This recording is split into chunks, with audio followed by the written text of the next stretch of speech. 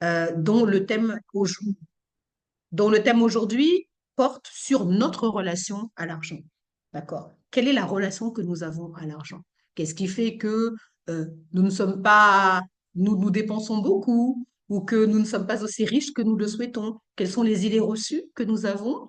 Quelles sont peut-être les pensées limitantes que nous avons? C'est ce que nous verrons aujourd'hui, précisément avec Maïmouna Diop. Parce que Maïmouna Diop, c'est la directrice du programme, c'est vraiment la femme qui a initié cette activité. Mais il faut que vous sachiez que coach Meimouna Diop est coach certifié notamment en programmation en PNL, programmation neurolinguistique. Et donc, elle a un gros background pour tout ce qui est développement personnel et développement professionnel, mais par le biais du développement personnel, et seront en mesure justement de nous donner un certain nombre d'éléments sur la façon dont les individus, généralement, réagissent dès qu'ils pensent khalis, argent, dollar, quoi que quel que soit le mot que vous souhaitiez donner à l'argent.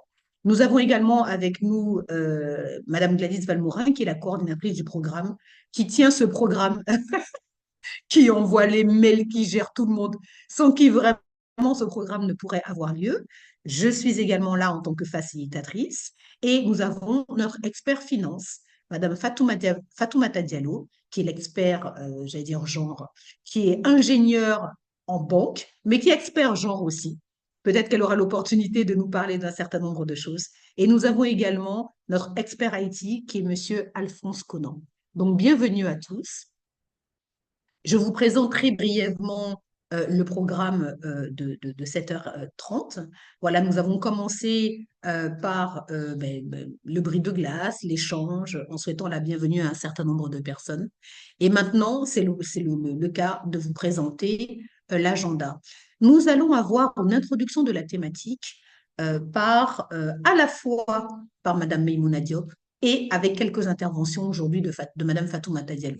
Donc, considérez qu'aujourd'hui, vous avez deux coachs deux expertes qui vont justement aborder et traiter cette thématique sous des angles différents. L'angle, justement, une fois de plus, de tout ce qui est notre relation à l'argent et les aspects cognitifs, mais également l'angle purement financier. Et puis, nous aurons le plaisir d'accueillir parmi nous le témoignage de Madame Sagal Diop Traoré, qui est une femme chef d'entreprise qui a un grand nombre d'activités et que j'aurai le plaisir de vous présenter tout à l'heure. Après la présentation de son corps témoin, nous allons recueillir vos points de vue, d'accord? Résumer un petit peu le cas et recueillir vos points de vue pendant une dizaine de minutes.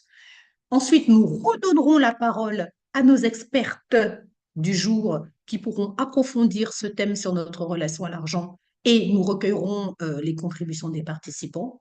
Après 30 minutes où vous pouvez vous lâcher, faire des contributions, poser des questions, vraiment des allers-retours pour que vous ressortiez véritablement de cette session véritablement enrichie avec une bonne, meilleure compréhension, avec peut-être une acceptation et puis voilà des tips que j'espère vous mettrez en œuvre. Parce que ça, c'est le but du jeu. C'est bien de comprendre, c'est bien de s'intéresser, mais il faut passer à l'action à un moment. Alors, trois types de rêves que je dois vous rappeler avant le début proprement dit de la session. La première des choses, c'est il vous est demandé, recommandé de ne pas divulguer, d'accord, vos données à caractère personnel ou d'informations personnellement identifiables. Lorsque vous ne parlez pas, vous fermez le micro, bien entendu, et vous n'allumez votre vidéo que si vous intervenez. N'hésitez pas, et nous vous le demandons vivement, de vous présenter, de dire votre nom, le nom de votre organisation, là où vous travaillez, quelle est votre fonction, pour qu'on sache un peu plus qui vous êtes. D'accord? Bien entendu, lorsque vous avez la parole, veillez avant même d'intervenir, à mettre votre téléphone portable en mode silencieux. Comme vous le savez, il faut avoir un bon débit Internet pour que vous puissiez suivre l'activité et également qu'on puisse vous entendre lorsque vous intervenez. Et lever la main lorsque vous souhaitez intervenir.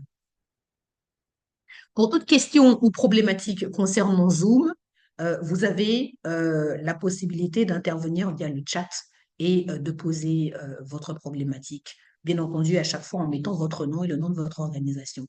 Nous vous invitons également à nous rejoindre sur le groupe WhatsApp. Tout à l'heure, je vais vous afficher l'image que vous pourrez scanner et rentrer dans le groupe WhatsApp.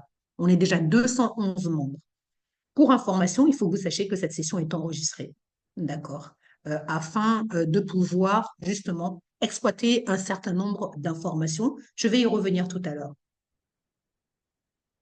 Il est possible d'obtenir un certificat de participation après avoir assisté à au moins 50% des sessions sur Déco Gender Finance. Mais il en faut au moins 3. Et la deuxième des choses, il ne suffit pas que vous vous connectiez, excusez-moi, par le biais de Zoom. Il faut véritablement que vous soyez enregistré sur la plateforme IECO et que vous vous connectiez là, le suivi soit toujours par le biais de la plateforme IECO. Sinon, IECO ne saura pas que vous êtes, euh, que vous avez suivi cette session et vous n'aurez pas le nombre minimal de participation voulu pour pouvoir avoir un certificat. Pour l'utilisation des données, on vous disait, aucune donnée confidentielle n'est collectée. En revanche, on collecte les inscriptions, la participation, les questions-réponses, les commentaires et les réponses aux sondages. Nous vous enverrons un certain nombre de sondages auxquels nous vous inviterons à répondre. D'accord?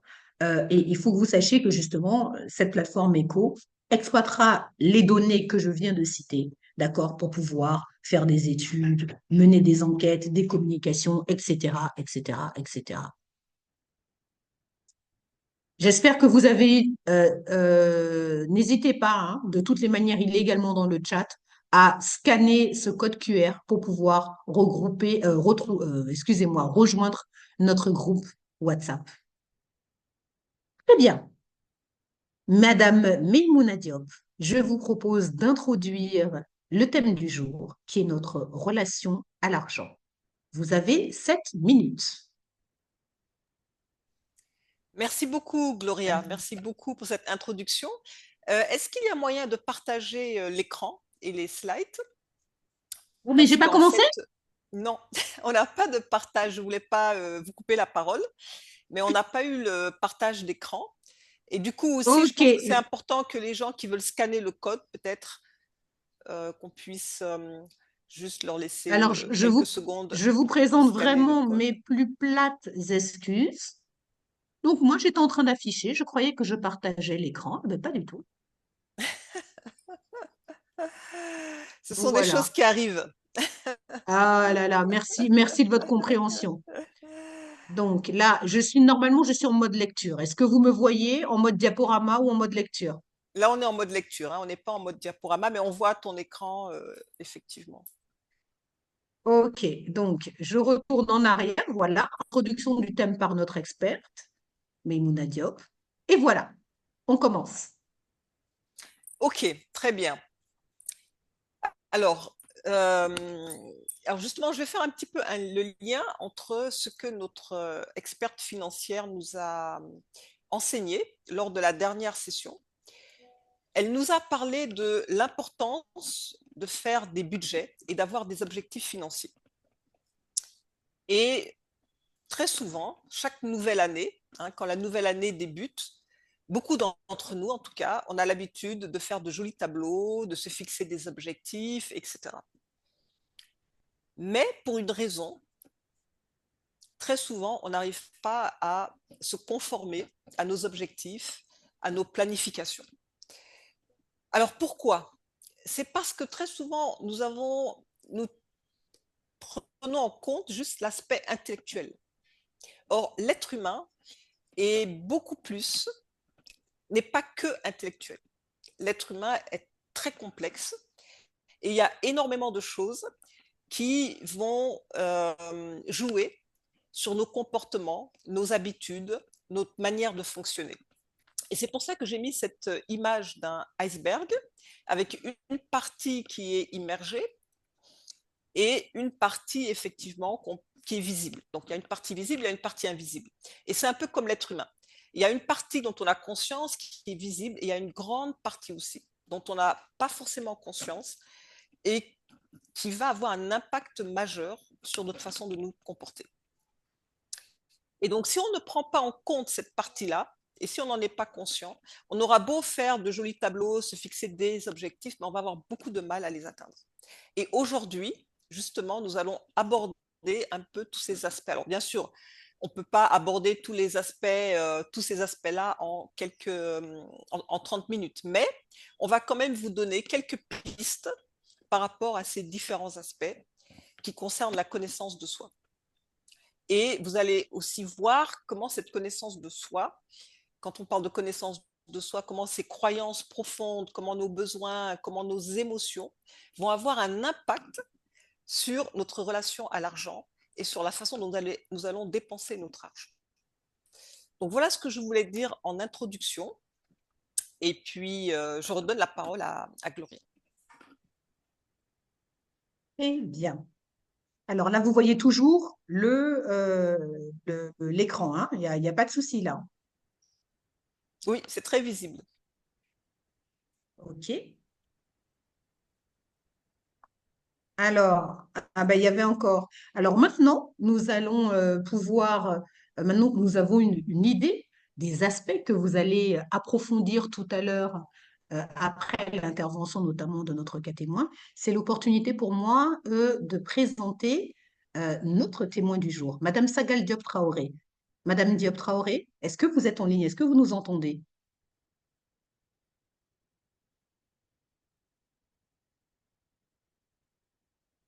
Allô? Allô, je vous entends. Bonjour, Je vous bienvenue. entends. Bonjour. Comment allez-vous?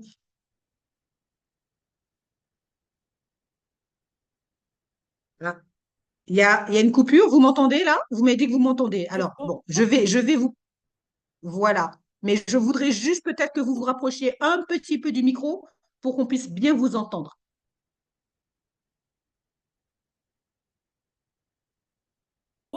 Ah.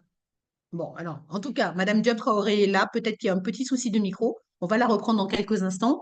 Et il est temps pour moi, justement, ben, de vous la présenter. Madame Sagal Diop Traoré est une femme polyvalente. Quand je dis polyvalente, c'est qu'elle mène trois activités, pas moins de trois activités en même temps. Tout d'abord, elle est spécialisée dans la conciergerie de luxe et est la représentante à Dakar d'une grande conciergerie ivoirienne. Elle est également fondatrice et animatrice de l'agence de conseil en stratégie digitale et accompagnement des PME de Desk, d'accord, spécialisée donc en stratégie digitale. Et également, Madame Diop Traoré enseigne l'art du pitch et des techniques de communication pour l'employabilité et le marketing. Donc, Madame Traoré, est-ce que vous êtes prête maintenant pour qu'on puisse commencer un petit peu, pour que vous puissiez commencer votre présentation?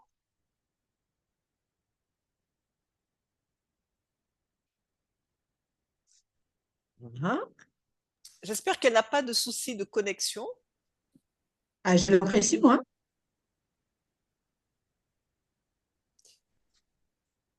J'ai l'impression. Alors, ah, ça c'est embêtant ça. Faisons-nous. Alors, je vous entendais très bien, mais apparemment, c'est vous qui ne m'entendiez pas. Oui, tout à fait. Donc, me revoilà. Je me suis reconnectée. Me revoilà. Donc, D'accord. c'est parti. OK. Donc, ça y est, on en est à votre présentation, excusez-moi, très brève, je vous ai Et- introduit Allez-y. et je vous laisse vous présenter à nouveau. OK, donc je suis Sagal Diop. J'ai une maîtrise en management hôtelier à Vatel Paris, fondatrice de Dedesk qui accompagne les entrepreneurs à mieux vendre leurs produits, particulièrement à une clientèle haut de gamme. Je suis formatrice Mhm. aussi pour des licences et des masters en marketing, technique de communication et art du pitch. Parallèlement, je suis responsable concierge pour une conciergerie ivoirienne qui s'appelle AGS. Voilà. Très bien. Alors, nous vous écoutons et nous écoutons justement les raisons pour lesquelles vous témoignez aujourd'hui. Quel est l'objet de votre témoignage? Disons que je voulais, en fait, j'avais un côté un peu irrationnel par rapport à la relation avec l'argent. Je le considérais comme un flux, ça rentre, ça sort, voilà. Mais je n'avais pas la notion de le thésauriser, de l'investir et de le faire fructifier. J'avais plutôt le côté de, il faut l'utiliser, il faut faire plaisir, il faut vivre avec. Voilà. D'accord. Alors, ça y est, là, c'était un peu l'objectif de la présentation. Nous sommes dans le contexte. Et pouvez-vous Mhm. justement nous faire part des différents éléments que vous avez identifiés, les points clés, et puis Donc, ainsi, après, les défauts et mhm. problématiques les défis, excusez-moi, et problématiques auxquels vous êtes confrontés? Donc, j'ai du mal à épargner, à planifier mes dépenses, enfin, planifier mes finances, c'est un challenge. Et je me suis Mhm. mise à réfléchir à tout l'argent que j'ai eu à générer durant toutes ces années, sans aucun investissement concret. Parce que quand on recompte, on se dit, mais où est passé cet argent? C'est pas possible. Mais en fait, voilà. Et là, j'ai compris que c'était pas normal, que ça devait changer, en fait. Donc, D'accord. en ayant conscience de ça, je me suis rendu compte que je manquais d'éducation financière. Je ne savais pas vraiment comment faire et que j'avais peu épargné, que j'avais pas pu épargner non plus. Très bien. Alors, qu'avez-vous pu mettre en place? Alors, j'ai commencé à épargner. Quand j'ai réalisé, je me suis rendu compte que c'était pas normal. Il fallait agir. Donc, j'ai commencé à épargner. Je me suis inscrite aussi sur une plateforme d'éducation financière pour les femmes par le biais du club La Sororité auquel j'appartiens. J'ai fait mon budget. Ça n'a pas été facile, mais j'ai fait mon budget. J'ai commencé à traquer mes dépenses. Mon objectif, mes objectifs, parce que je n'en ai pas qu'un, c'est d'épargner de façon intelligente, mais aussi de mieux gérer mon capital.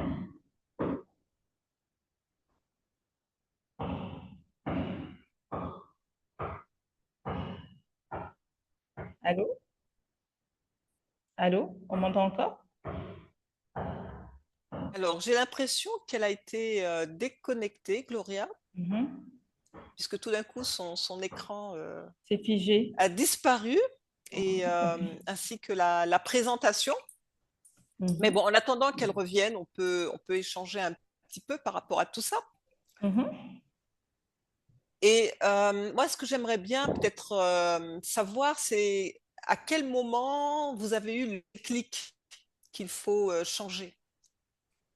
On va dire que c'est un process. Ça a été un process. J'ai eu un an de mise en réflexion. J'ai eu des discussions qui m'ont fait réfléchir à la notion d'argent, à ce que c'était, ce que ça apportait, quelle était son incidence sur nous, en positif, en négatif. Et ensuite, au fur et à mesure, ça s'est un peu construit dans ma tête. Et j'ai eu aussi une situation financière qui s'est un peu, qui a été un peu bloquée parce que on avait eu personnellement, enfin à la maison, des petits soucis financiers. À ce moment-là, je me suis dit, mais en fait, si jamais je veux me retourner, je ne peux pas. Comment je fais si jamais je veux me débrouiller pour faire quelque chose, si jamais je dois avoir une urgence, j'ai pas de fonds d'emergency fund, j'ai pas de fonds d'urgence, j'ai pas d'épargne, comment on fait? Ensuite, les enfants grandissent, donc on se dit, mais demain, comment ça va se passer, etc. Et ça a permis de déclencher ces petites choses qui se sont mises bout à bout pour me donner envie de réfléchir à une solution. Et en posant des questions autour de moi, en me renseignant, je me suis rendu compte, comme je disais, que je manquais d'éducation financière et qu'il fallait que je trouve une solution à ça. Donc voilà. Très bien, très très bien. Et donc, quels sont les résultats que vous avez obtenus actuellement? Pour l'instant, je suis en process parce que j'ai commencé à établir mon budget là. J'ai établi mon budget sur le mois dernier par rapport à mes dépenses du mois dernier. Et là, je suis en train de traquer mes dépenses pour m'assurer que je suis bien sur mon budget établi et si j'arrive à faire les économies que j'ai prévues. Très bien. Mais on va Donc, dire que c'était ça un déjà, gros pas, hein, parce que traquer mes finances, c'était pas quelque chose d'automatique chez moi. On garde les tickets de caisse, on enregistre tout, on utilise les différentes plateformes de monnaie, comment on appelle ça, les plateformes de transfert d'argent. On note tout et on fait un point chaque semaine. Je m'assois et je fais mon petit tracking. donc il y a déjà des avancées concrètes dans les Oui, résultats obtenus. Là, on est exactement. dans du concret. Oui, je traque ce que je ne faisais pas avant. Voilà. Très bien. Donc, je pense que la dernière diapo, après résultats et impact, Mhm. un témoignage sur les leçons majeures que vous avez apprises? Oui, en fait, on va dire que je pouvais me retrouver avec, quand j'y repensais, je me disais, mais je pouvais me retrouver avec 4, 5 millions dans les mains. Et quelques temps plus tard, j'avais plus rien et je ne savais pas où ce qui s'était passé. J'avais rien de concret, je n'avais pas un endroit concret où je les avais mis. Donc là, cette nouvelle façon de faire les choses, ça m'a vraiment ça a changé ma façon de voir l'argent, sa gestion et son impact aussi. Mais aussi, j'ai pu me rendre compte que l'argent, c'est un flux qu'il faut gérer. C'est pas un flux qui rentre, qui sort au hasard, il faut le gérer. Et que épargner, c'était bien, c'est bien d'épargner, mais investir, c'est mieux. Épargner juste pour thésauriser, non, il faut que ça puisse se fructifier, que ça puisse. Voilà, il faut mieux réfléchir à son investissement. Voilà les leçons que j'ai apprises. Très, très belle leçon. En tout cas, merci infiniment pour votre partage, hein, parce que c'est pas toujours évident de venir partager son expérience. Et j'ai une dernière question pour vous, avant qu'on laisse Mhm, la parole aux auditeurs. C'est mhm, est-ce que vous avez constaté est-ce que vous pensez qu'il y a une différence entre la façon dont les hommes gèrent leur argent et la façon mhm. dont les femmes gèrent leur argent? Je dirais qu'en fait, on va dire que avant que je commence cette éducation financière, pour moi, c'était clair que les hommes géraient mieux leur argent que les femmes. Je me posais pas, j'avais pas trop de réflexion particulière là-dessus. Pour moi, c'était sûr, c'était clair, les hommes géraient mieux leur argent. Mais en faisant cette éducation financière, je me suis posé des questions, j'ai regardé un peu autour de moi et j'ai un peu vu comment ça se passe en fonction des réponses et tout. Et je me rends compte qu'en fait, c'est pas aussi binaire que ça et que peut-être qu'on avait cette façon de penser parce que depuis le départ, on nous dit que c'est les hommes qui sont responsables et que nous, on est des petites choses qui ne comprenons pas tout exactement comme il faut, on réfléchit par les émotions, etc. Et donc, on se dit d'office, sans vraiment réfléchir à cette question, que les hommes sont de meilleurs financiers. Mais je pense qu'en fait, c'est juste humain.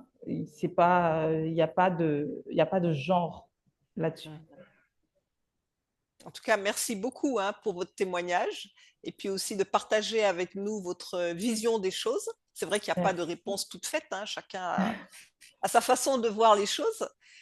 Et alors, on va demander, alors notre facilitatrice en chef n'est pas encore de retour, donc je vais essayer de jouer un petit Je peu suis de son rôle en retour. attendant. Ah, Gloria est de retour, super. Donc sans plus tarder, je te donne la Je suis de parole. retour.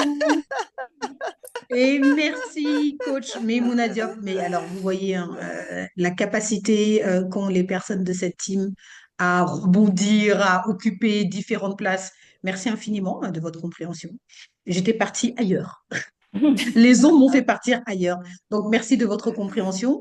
Je constate que j'ai raté des choses hyper intéressantes de Madame Diop Traoré.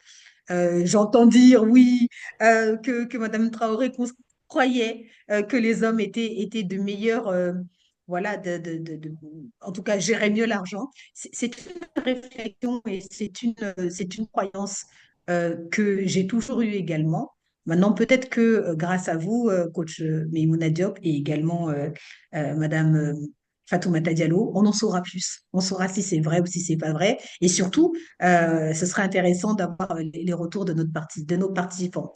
Donc, merci infiniment, Madame Diop Traoré. Vous restez avec nous et vous allez continuer à nous faire part de vos points de vue. Alors, Madame Diop, du coup, c'est vous qui résumez le cas très brièvement et ensuite on passe aux échanges. J'entends pas, j'ai pas très bien entendu, ça s'est coupé. Alors, Madame Coach Memouna Diop, puisque vous êtes toutes les deux Diop, Oui. est-ce que vous voulez bien résumer le cas? Oui, Puisque oui, l'essentiel, malheureusement, je ne l'ai pas entendu. Mhm. oui, tout à fait. Donc, je vais résumer rapidement le cas. Et alors, ce que Madame Diop Traoré nous a expliqué, c'est qu'au début, en fait, elle gérait beaucoup les finances sans trop de structuration, si j'ose le dire ainsi. Mm. Ça venait, cela sortait. Et à un moment donné, voilà, elle a quand même eu une prise de conscience par rapport à ça, parce qu'elle se rendait compte qu'elle gérait aussi des grandes quantités quand même, enfin des sommes non négligeables, qu'il était important aussi de pouvoir structurer cet argent, d'en garder une partie, d'épargner, d'investir. Et elle s'est remise en question par rapport à sa façon de gérer l'argent. Elle s'est inscrite dans un cours d'éducation financière, si j'ai bien compris, où elle a participé à un club d'éducation financière. Et à partir de là, déjà, donc c'est assez récent, hein, elle vient de commencer à mettre un certain nombre de choses en place pour justement mieux structurer son argent et commencer petit à petit à investir. Est-ce que j'ai bien résumé, Madame Diop? Oui, tout à fait. Merci. Et il y a une question. Alors, peut-être que merci infiniment, Mesdames Diop. Il y a une question, justement, moi, qui me taraude. Euh, OK, donc nous sommes des femmes. Madame Diop Traoré, en tant que femme, comme un certain nombre de femmes, malheureusement ou heureusement, manquaient d'éducation financière. Et on voit que les clubs sont aussi donc voilà des opportunités de grandir, parler d'un club de sororité, de grandir, d'échanger, d'apprendre des tas de choses. Messieurs, vous aussi, alors là, ce sera intéressant d'avoir un point de vue d'homme, hein, puisque c'est le temps des échanges. Est-ce que vous aussi, vous êtes membre de club? Comment est-ce que vous gérez vos argents? Bref, quels sont les premiers retours et les premières questions, vos argents, excusez-moi, votre argent ou vos sources multiples de revenus, quels sont les retours que vous aimeriez faire sur l'intervention très intéressante, instructive de Madame Diop Traoré. Donc, alors, j'ai préféré donner la parole à ces messieurs. Maintenant, s'il y a des dames qui souhaitent intervenir, bien entendu, vous êtes les bienvenus. Mais véritablement, nous aimerions avoir vos perceptions et vos points de vue ou vos contributions sur l'intervention de Madame Diop Traoré. Je ne vois plus de main levée pour le moment. Alors, il n'y a personne qui est intéressé par ce qui vient d'être dit. Oh là là, mais ça, c'est surprenant. Messieurs, aucun de vous n'est membre de club où on fait de l'éducation financière.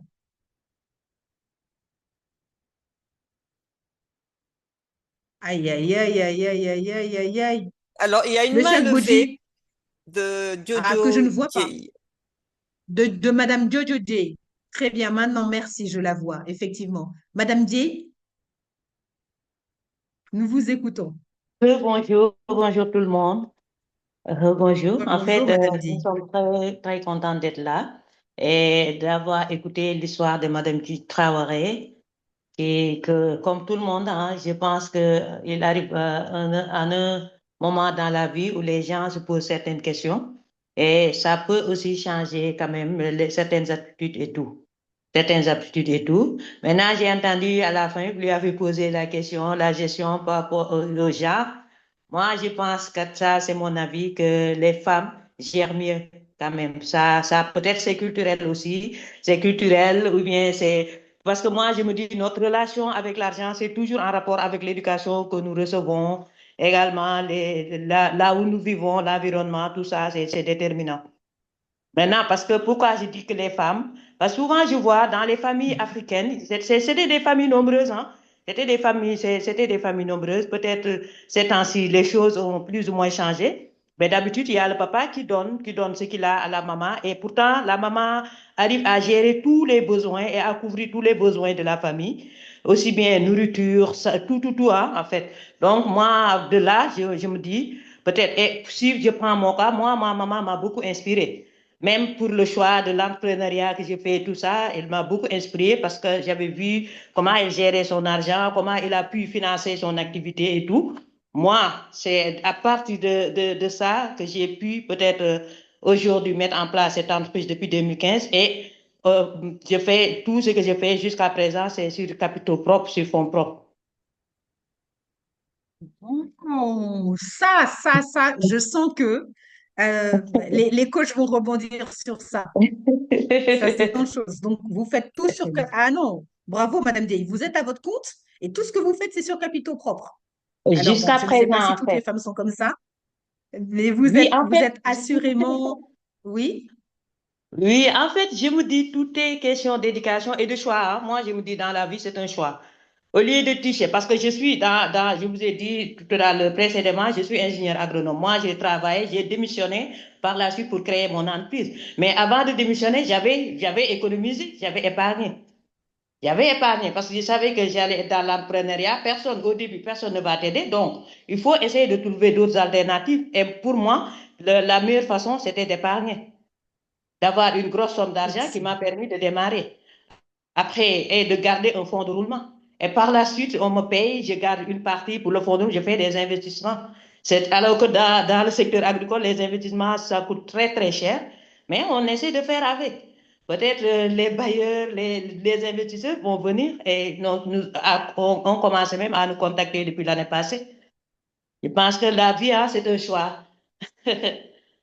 La vie. Alors oui, assurément, votre exemple, je le disais tout à l'heure, hein, tout le monde enseigne, tout le monde apprend et nous apprenons beaucoup de ce que vous dites. Mhm, Mais vous le dites, mhm, comme vous venez de le dire il y a quelques instants, la vie est un choix, certes, mais la vie est d'autant plus un choix que on a les cartes en main et qu'on a l'information. Vous avez reçu une éducation financière de la part de votre mhm, mère, des femmes qui étaient mhm, autour de vous, mais on vous a mhm, appris à penser épargne, à penser investissement, etc., etc., etc. Mais c'est tout à votre honneur, véritablement. Merci mhm. infiniment, Madame Dieye, Merci. de votre retour et de votre témoignage.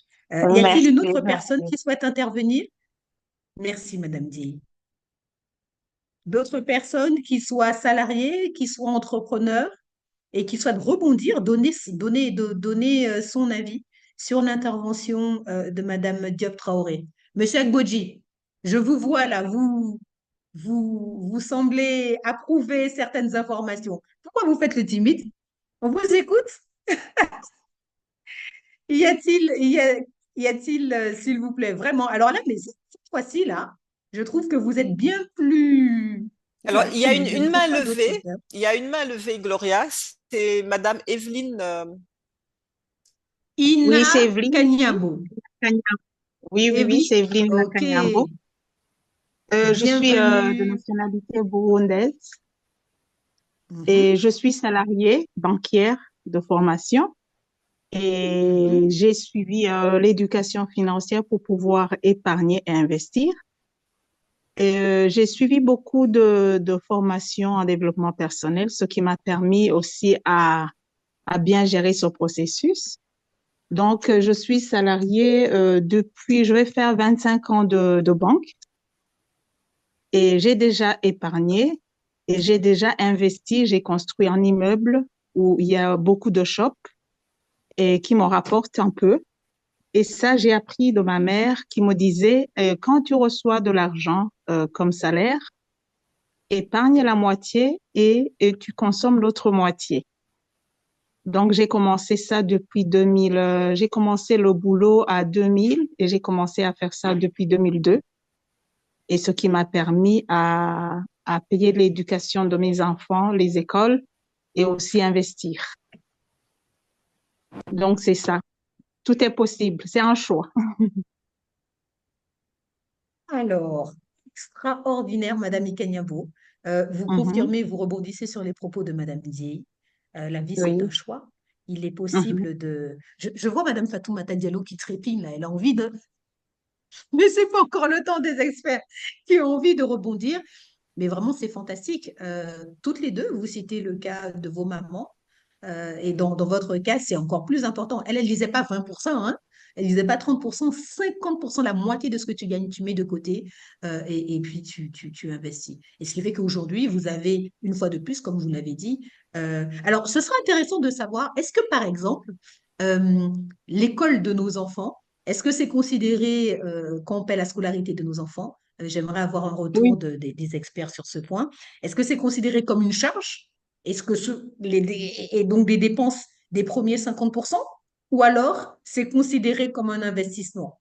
Et ça, ça doit être financé avec la deuxième partie, les deuxièmes 50% que vous avez pu économiser. J'aurais bien aimé avoir voilà, une clarification sur ce point. Mais ce que j'entends également, c'est que ça vous a permis d'acheter du terrain, de construire des immeubles et donc d'avoir des sources de revenus. Et donc, vous illustrez parfaitement ce que nous disait la dernière fois notre coach Fatoumata Diallo, c'est l'argent qui doit travailler pour nous. Merci infiniment. On continue encore un peu. Y a-t-il d'autres personnes, d'autres mains levées? Je n'en vois pas. Si, il y a une autre Euh, main qui a été levée, c'est Madame Anta Agne. mais pourquoi est-ce que moi je ne vois pas, moi? Madame Anta Agne? Madame Agne? bonjour à toutes et à tous. Bonjour. Merci beaucoup. Oui, bonjour. Alors moi, je suis à l'université, je travaille à l'université, je suis enseignante à l'université. Et je sais pas, j'ai jamais appris ça, comment gérer l'argent, mais je sens, je trouve quand même que j'arrive à bien le faire. Depuis toute petite, depuis étudiante, même avec ma maigre bourse, j'arrivais quand même à bien gérer ça pour ne pas avoir à demander, à emprunter de l'argent à gauche, à droite. J'ai su être indépendante dès mes premières années à l'université avec la maigre bourse que j'avais. Et après les études, j'ai travaillé pendant 3 ans comme consultante en nutrition pour l'UNICEF. Et comme débutante, j'ai eu des problèmes. Les 3 premiers mois, j'ai pas eu de salaire.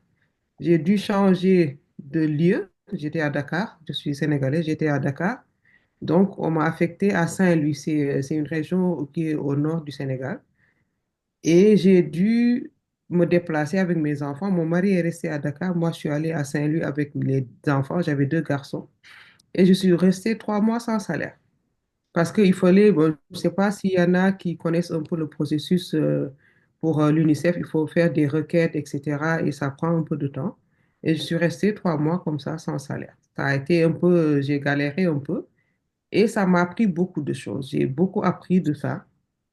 Depuis lors, dès que j'ai mon salaire, je prends juste la quantité qu'il me faut pour faire mes dépenses. Je prends une tranche pour, euh, pour me faire plaisir. Après, le reste, j'y touche pas.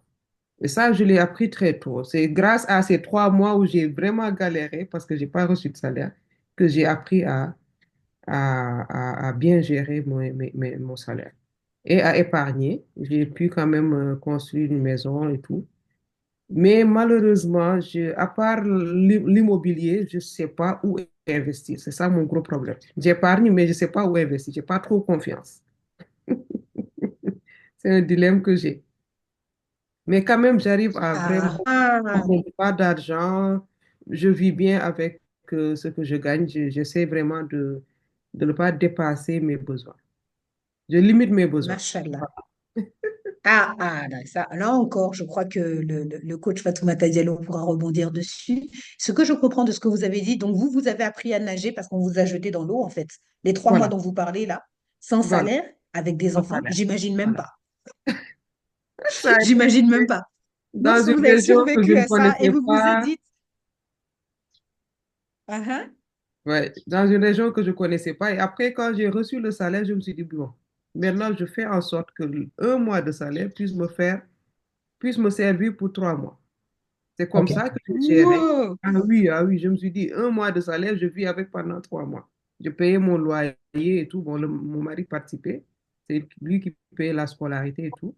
Donc, depuis lors, c'est la méthode que j'ai adoptée et ça me réussit. J'arrive à Vous épargner avez appliqué. correctement. Voilà.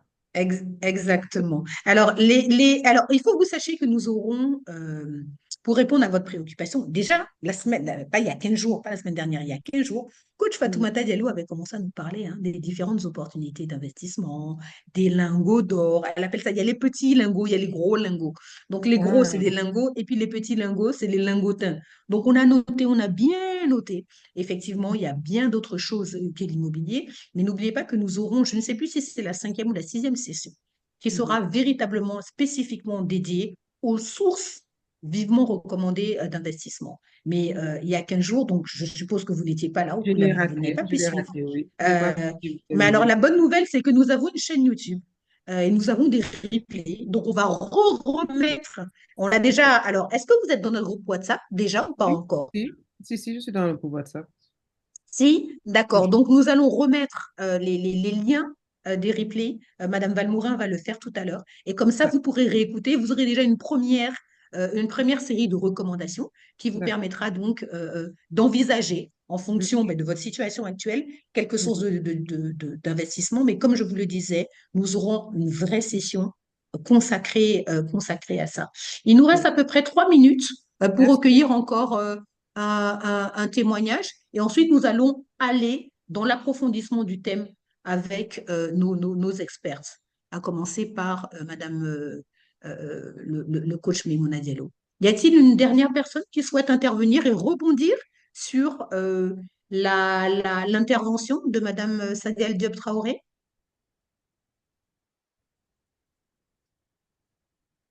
Non? Bon, mais écoutez, on va passer Il y a une directement. main levée, Gloria, Mariama Traoré. Mariama Traoré. Bienvenue, Madame Mariama Traoré. Vous vous présentez? Bonjour, je suis Bonjour. Mariama Traoré. Désolée, je ne Mhm. pourrai pas Mhm. allumer la caméra, mais D'accord. j'aimerais quand même intervenir, enfin témoigner, on va dire, OK. si possible. Oui, Bien sûr, merci. vous êtes la Alors, bienvenue. super. Me concernant, du coup, par rapport à la question qui a été posée, est-ce que les hommes gèrent mieux leur budget par rapport aux femmes?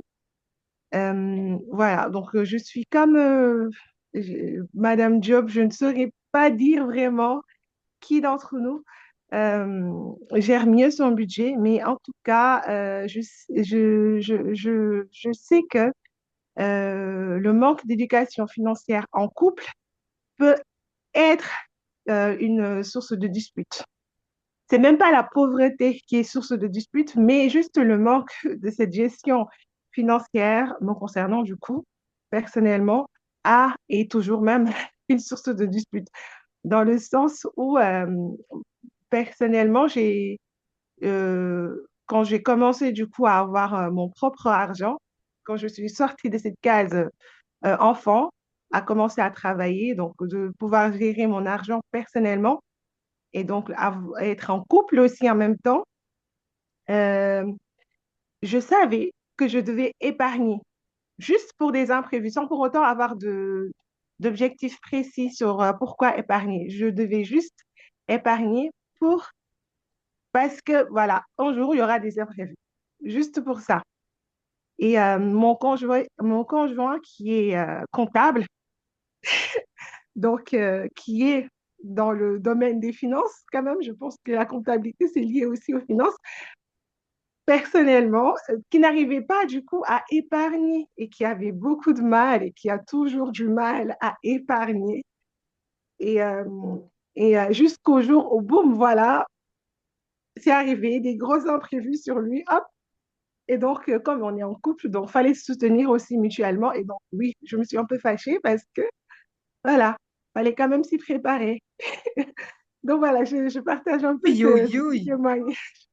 Voilà, donc je partage un peu ce petit témoignage. Merci Donc, infiniment pour ce témoignage qui est précieux, qui est d'autant plus précieux, là encore. Alors là, du coup, on va passer à l'approfondissement et au retour de nos deux coachs, de nos deux expertes en finance. Mais donc, si on comprend bien ce que vous êtes en train de dire, savoir compter, c'est pas forcément savoir épargner. C'est ce que vous êtes en train de nous dire? exactement, exactement. Et aussi, oui, savoir compter. Je pense que oui, il y a toujours cette partie personnelle parce que oui, peut-être qu'on est comptable pour une entreprise. Donc, on sait gérer, on va dire, l'argent peut-être d'une entreprise et pas forcément son propre argent. Donc, en tout cas, et Extra. ça reste. Et j'ai des questions, hein. J'ai C'est énormément de extraordinaire. questions pour les coachs. J'arrive, hein. Oui, allez-y. Posez votre question. Je peux commencer déjà à poser mes questions. Du coup, je me demandais quel est en fait, que faire justement quand le couple, hein, ou bien quand une personne dans le couple n'arrive pas à s'intéresser ou bien à débloquer un peu à débloquer cette croyance de je n'arrive pas à épargner. Donc, que faire dans une situation comme ça? Excellent. Mais on pouvait pas avoir meilleure transition avec justement ben, ce que nous allons commencer immédiatement, que votre témoignage avec l'intervention tout d'abord du coach Mimouna Diop, qui va nous parler justement, qui va approfondir le thème de notre relation à l'argent et va nous parler des biais peut-être et de la façon dont nous fonctionnons et de la façon dont nos ressentis peuvent impacter justement la gestion de nos finances. Coach Mhm. Mimouna Diop, est-ce que vous voulez bien maintenant prendre le relais et approfondir le thème? Merci. Oui, alors un grand merci à tous, hein. Et vraiment, en particulier, je voulais vraiment remercier Madame Mariama qui vient de prendre la parole, parce que c'est très difficile souvent, surtout dans nos pays où il y a une certaine pudeur, d'aborder ces thématiques-là. Et donc vraiment un grand merci pour ce témoignage. C'est vrai qu'on avait même pensé à faire une session spéciale sur l'argent et le couple. Et peut-être qu'on va en discuter après entre nous et qu'on va remettre ça au goût du jour parce que je pense qu'il y a énormément de choses à dire sur ce sujet. Et c'est en plus, c'est un sujet qui concerne beaucoup de gens, en vérité. Donc encore une fois, un grand merci. Alors, est-ce qu'on peut passer à la diapo suivante, s'il te plaît, Gloria? Oui, absolument. Ça y est, vous voyez? Non, l'écran est figé. Ah oui, voilà, ça y est, Ah, on mais c'est y pas est. possible. Ça y est? Ah, Alors, d'accord. OK. oui, oui, on y est. Alors, en fait, Alors, il y a tellement d'angles sous lesquels on pourrait aborder notre relation à l'argent, mais comme on peut pas tout voir, j'ai essayé de prendre deux angles sur lesquels nous allons échanger et nous allons vraiment voir de façon très très pratique comment est-ce que en général on fonctionne et aussi comment on fonctionne quand on n'a pas conscience de certaines choses. Alors, on va d'abord parler des biais cognitifs. Alors, juste un petit rappel sur qu'est-ce que c'est les biais cognitifs. En fait, un biais cognitif, c'est une distorsion de la réalité. Donc, nous traitons énormément d'informations hein, en tant qu'être humain et il faut savoir que toutes les informations que nous traitons passent à travers des filtres, donc nos programmes, et nos programmes ne sont, même s'ils sont là pour nous protéger, ils ont parfois des bugs. Donc, on va parler du système 1 très rapidement, hein, qui est le mécanisme de pensée ultra rapide, automatique et incontrôlable, qui fonctionne par association d'idées, d'émotions et d'expériences passées. Donc, c'est un mécanisme qui permet de réagir rapidement, sans trop réfléchir, et donc d'économiser de l'énergie. Parce qu'il faut savoir que chaque fois qu'on réfléchit, chaque fois que le cerveau fonctionne de façon optimale, il consomme énormément d'énergie. Et justement, donc ce système qui est un peu le système de pilotage automatique, il est très sensible aux biais cognitifs. Diapo suivante, s'il te plaît, Gloria. Et on a le système 2. Donc le système 2, c'est vraiment le mécanisme de pensée qui va analyser les informations disponibles. Donc on est dans une réflexion beaucoup plus profonde et qui va donc traiter toutes les informations avant d'agir en connaissance. Donc c'est un système qui est beaucoup plus long, plus coûteux en énergie, ce qui fait que pratiquement 80% de notre temps, en moyenne, nous sommes sur pilotage automatique. Et nous faisons énormément de choses comme ça, sans même nous rendre compte souvent que nous sommes sur pilotage automatique. Alors, on va illustrer ça avec trois exemples. Diapo suivante. Et je vais vraiment essayer de vous donner des exemples extrêmement concrets qui vont vous parler Ce sont des exemples vécus. Hein. Je vais juste changer le nom des personnes, voilà. Mais ce sont des exemples vécus. Et vous allez tout de suite vous dire, ah oui, là, vous allez comprendre le lien avec l'argent. Alors, on va parler du biais de halo ou de notoriété. Donc, on va prendre le personnage que je vais nommer Fatou. J'espère qu'il n'y a pas de Fatou parmi nos participants. Bon, bref, vous comprenez que c'est un nom Il y fictif. en a des. Hein. C'est un nom fictif. Bon, on va nommer le personnage principal Fatou. Alors, Fatou est au bureau et elle a une collègue qui vient la voir et qui lui dit, bah, écoute Fatou, actuellement il y a un promoteur qui vend des terrains et il vend ces terrains-là à un très bon prix. Ce sont des terrains qui sont très bien placés. Je t'encourage vraiment à t'intéresser à ça. Et elle lui donne le numéro de téléphone du promoteur. Alors, Fatou, elle prend le numéro de téléphone et elle le range. Elle n'est pas très emballée. Pourquoi est-ce qu'elle n'est pas très emballée? Parce que, bon, la collègue, là, c'est une personne qu'elle n'apprécie pas trop.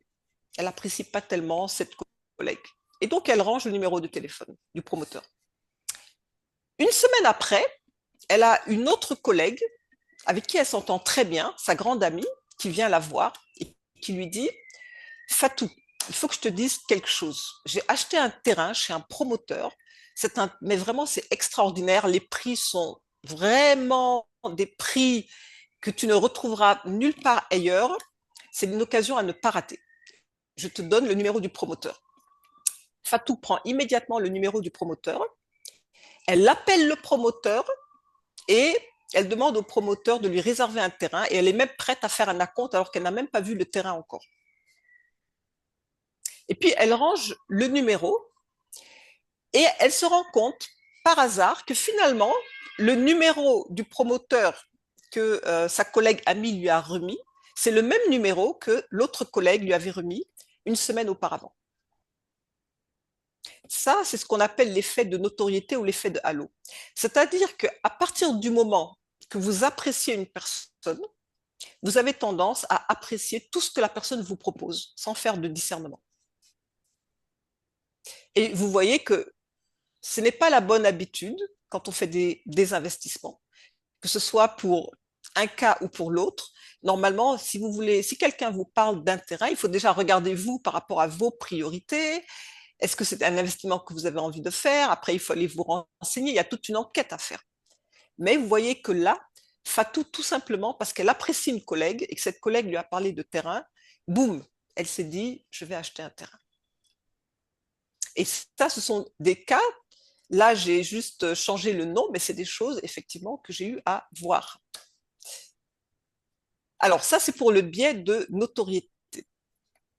Le deuxième exemple qu'on va prendre, c'est le biais de confirmation. Là aussi, je vais vous donner toujours un exemple vécu que j'ai eu à voir autour de moi. On va toujours appeler le personnage Fatou.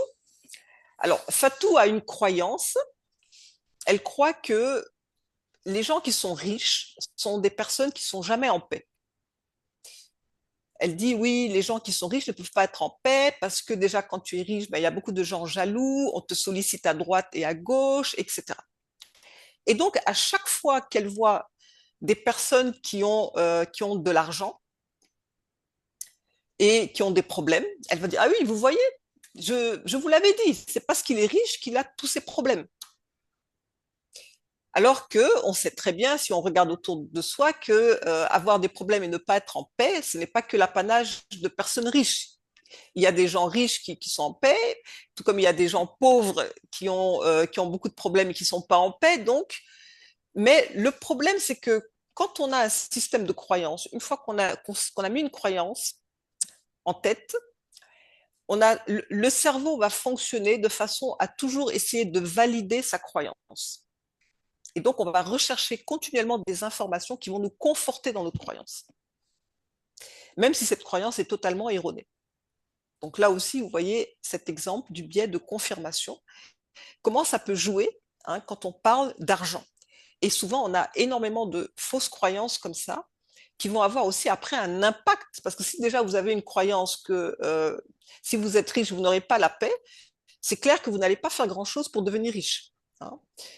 Et parfois même, ce sont des croyances, parfois il y a certaines croyances qui sont tellement profondes, ce sont des croyances dont on n'a même pas conscience. Et le troisième cas, c'est le biais de généralisation. Et là aussi, je vais prendre un exemple qu'on voit beaucoup dans nos pays. C'est par exemple, on va toujours prendre le cas de Fatou. Donc Fatou a une collègue qui a ouvert un salon de coiffure. Et le salon de coiffure marche très bien. Et puis elle voit aussi qu'elle a une autre amie qui a ouvert un salon de coiffure et le salon de coiffure marche bien.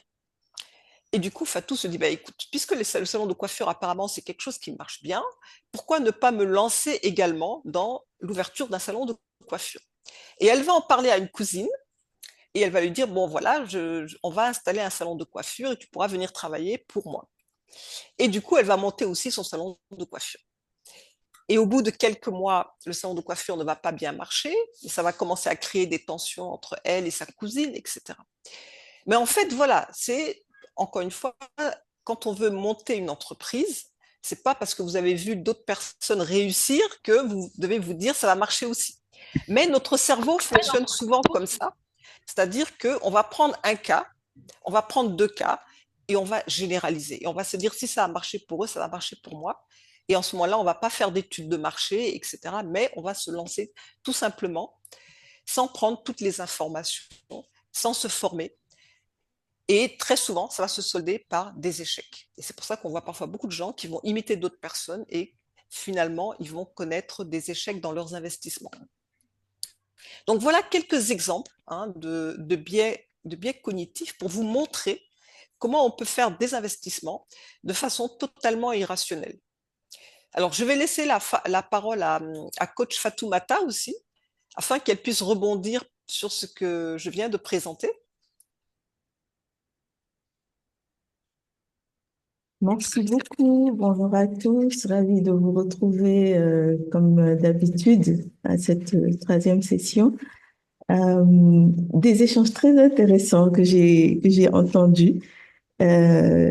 D'abord, la force de la transmission quand il s'agit de finances personnelles. On a eu deux témoignages qui ont parlé de l'impact de leur maman.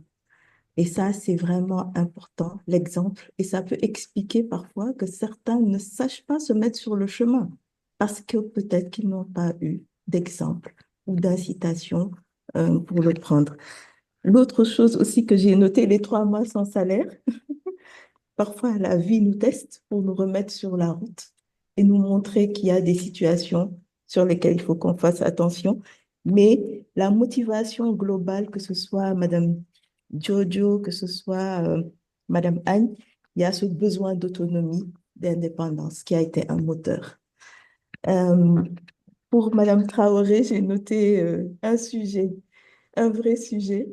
J'ai envie de dire qu'on a au Sénégal, montre-moi ton bulletin entre un couple, c'est déjà un problème. Rien que ça, pour vous dire l'étendue du sujet. Mais arriver à parler d'argent dans un couple, c'est vraiment tout un programme, mais qu'il faut appliquer. Donc, on répondra à la question de Madame Traoré.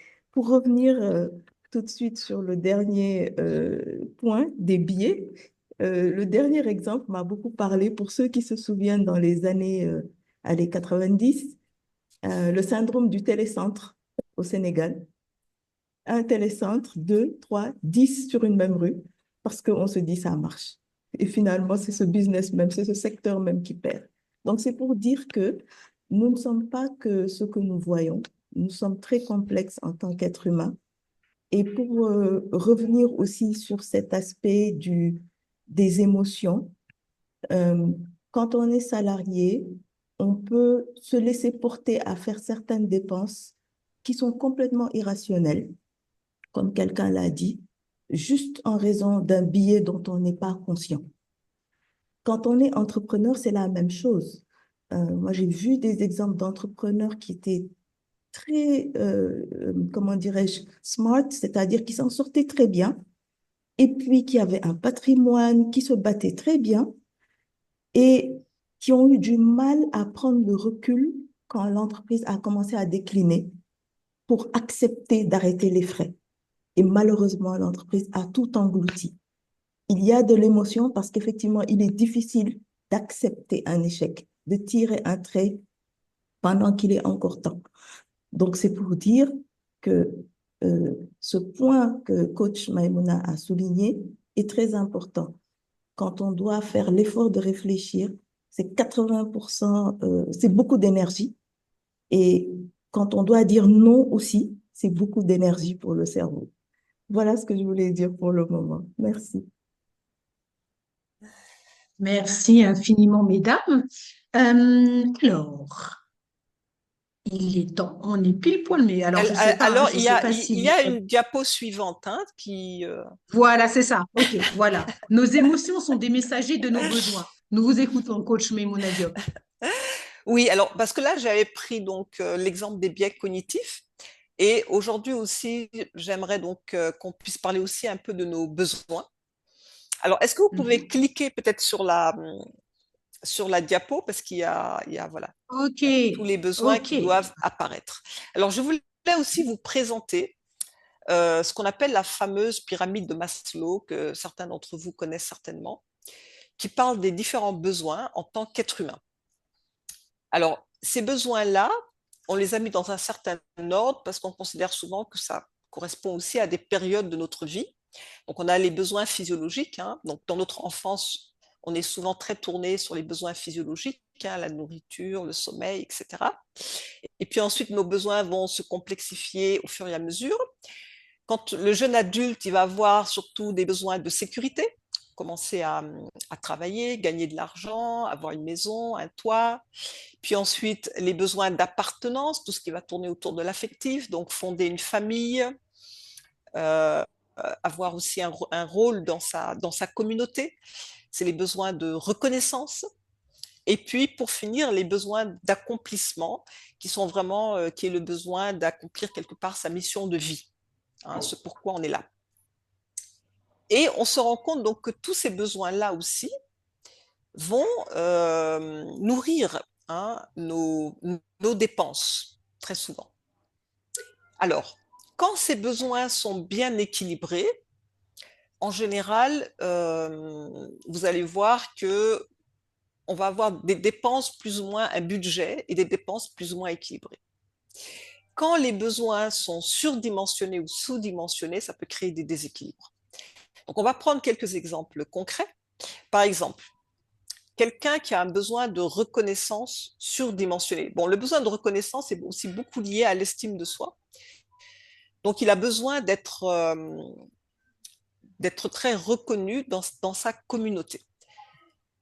Et pour cela, il va dépenser énormément pour montrer qu'il a peut-être atteint un certain niveau de réussite.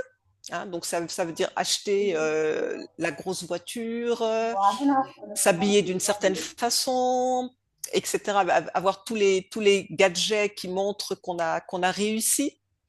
Alors que quand on regarde son salaire, on va se rendre compte qu'il va peut-être dépenser plus de 50% de son salaire dans des choses, euh, choses qui sont en fait des biens passifs. Hein. Et malheureusement, c'est des choses qu'on voit beaucoup autour de nous. Moi, j'ai vu, je me rappelle à un moment donné, c'était dans un bureau, c'est-à-dire que dès qu'une dame achetait une nouvelle voiture, on voyait très très vite que toutes ses collègues allaient rapidement aussi acheter une nouvelle voiture. Vous voyez, donc c'est toujours pour ce besoin souvent de reconnaissance, sans tenir vraiment compte de la réalité, parce que chaque personne a une réalité financière différente. Il y a aussi des personnes qui ont parfois des besoins d'appartenance extrêmement forts. Alors, le besoin d'appartenance, c'est très lié à l'affect. Ce sont parfois des personnes qui ne savent pas dire non. Hein. Tout ce qu'on va leur demander, elles vont toujours dire oui, oui, oui, parce qu'elles ont besoin de se sentir aimées. Et elles pensent que être aimée par l'autre, c'est justement de pouvoir satisfaire les besoins de l'autre, au détriment parfois de ses propres besoins. Il y a aussi des personnes, c'est le besoin de sécurité, hein, qui vont justement épargner, sans oser prendre des risques, hein, parce qu'à chaque fois qu'on investit, il y a toujours une petite prise de risque, mais ils ont tellement peur du risque que finalement, ça va même leur desservir. Parce que quand vous épargnez et que vous ne faites rien avec votre épargne, c'est en ce moment-là même que vous allez perdre encore plus. Donc, on va voir que en fonction de la façon dont nous gérons notre argent, cela nous en dit aussi beaucoup sur nos besoins profonds. Alors, Fatoumata, je ne sais pas si tu veux ajouter quelque chose sur ça. Oui, coach Maïmouna, je pense que c'est très clair, effectivement. Ce besoin de reconnaissance, ça fait appel au paraître, hein, donner des signes extérieurs. Et effectivement, ça peut être un gouffre. Le besoin de se faire aimer, celui-là, il est encore aussi dangereux parce que c'est ce qui amène parfois dans certaines rencontres, je vais appeler mauvaises rencontres, de se retrouver avec quelqu'un qui va vous, comment dirais-je, qui va répondre à vos besoins apparents pour pouvoir vous soutirer de l'argent. Voilà, je vous redonne la parole. Alors, peut-être qu'on peut redonner la parole à Gloria et afin que nos participants aussi puissent poser des questions.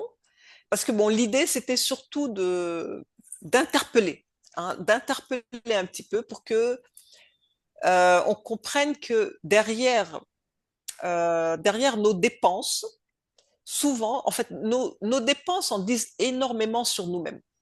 Et c'est pour ça que c'est très intéressant de chaque fois essayer de comprendre dans quoi est-ce que je dépense le plus et dans quoi est-ce que je dépense de façon assez irrationnelle, parce que ça peut nous aider justement à mieux nous comprendre, et parce que souvent aussi, c'est lié à des blessures, hein, parce que lorsqu'on a certains besoins qui sont disproportionnés, c'est souvent lié à des blessures qui ne sont pas encore guéries.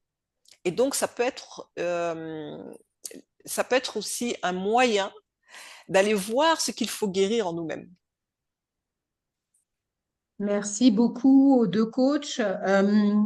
Alors, maintenant, c'est aux participants. Il est 13h08, hein, si je ne m'abuse, à peu près. On a à peu près, voilà, 25 minutes à peu près pour échanger et rebondir. Alors, quand j'ai échangé, vraiment, les participants, à nouveau les coachs, etc., des choses très instructives ont été dites avec la pyramide de Maslow, sur la pyramide de Maslow, les différents besoins.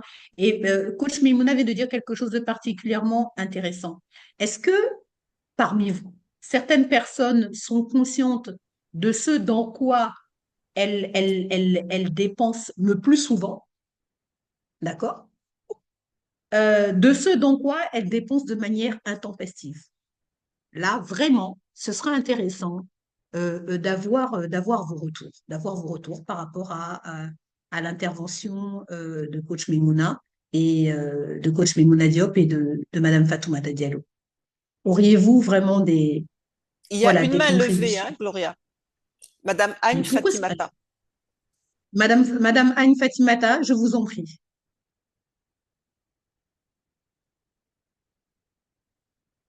Je vous en prie. Allez-y. Vous m'entendez? Oui, alors bonjour. Oui, nous vous entendons Bonjour à maintenant. toutes. Oui, Merci bonjour. beaucoup pour cette intervention, c'était très clair. Alors moi, je voudrais revenir parce que j'avoue que en écoutant le passage sur les biais cognitifs, c'était un peu comme une espèce de claque que je me suis prise. Parce que par rapport à ce biais, par exemple, d'appartenance, je trouve que beaucoup de femmes, en fait, sont un peu victimes de ça. J'ai entendu les autres intervenantes, on parle beaucoup d'épargne. On parle beaucoup de prendre soin du foyer, etc. Mais on ne parle pas d'investir pour soi ou pour même d'autres choses. C'est parce qu'on est vraiment dans de la dépense pour l'autre en général. Et c'est quelque chose dans lequel on grandit. Bon, moi, par exemple, je n'ai pas eu d'éducation financière, si je prends mon cas particulier, même pas du tout d'ailleurs. Mais j'ai été plus éduquée dans le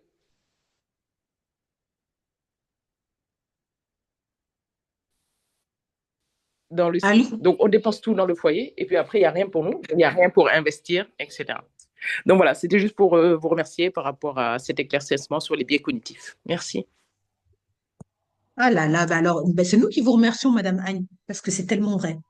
C'est tellement vrai ce que vous dites.